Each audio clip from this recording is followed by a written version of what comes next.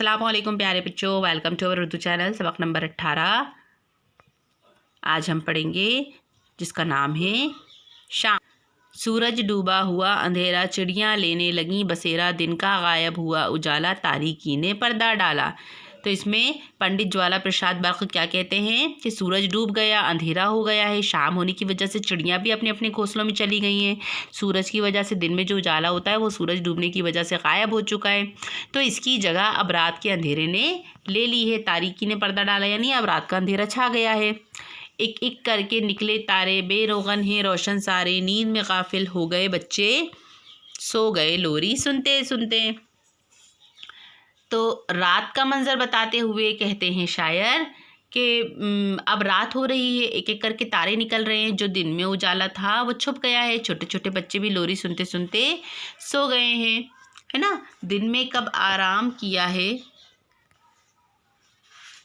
ना, जंगल से घर आए गवाले, रेवड़ अपना अपना संभाले, जा पहुँचे मज़दूर घरों में, खुश खुश हैं बीवी बच्चों में।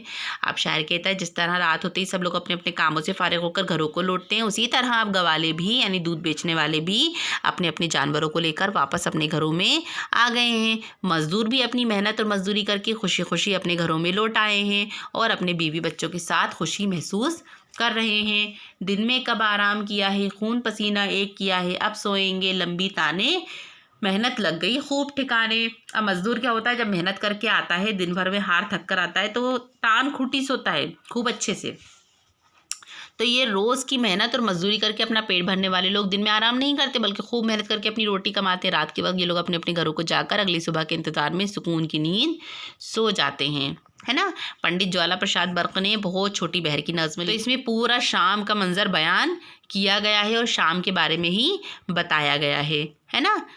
शाम में क्या क्या होता है वो सारी चीज़ें इसमें बयान कर दी गई हैं। इस नज़्म का अगर खुलासा भी आए तो आप लोग ईज़िली आसानी से लिख सकते हैं, ठीक है। तो इसकी सारी चीज़ें मैं आपको नोट्स के ज़रिए सेंड कर दूँगी। मुझे इजाज़त दीजिए, अल्लाह हाफ़िज़।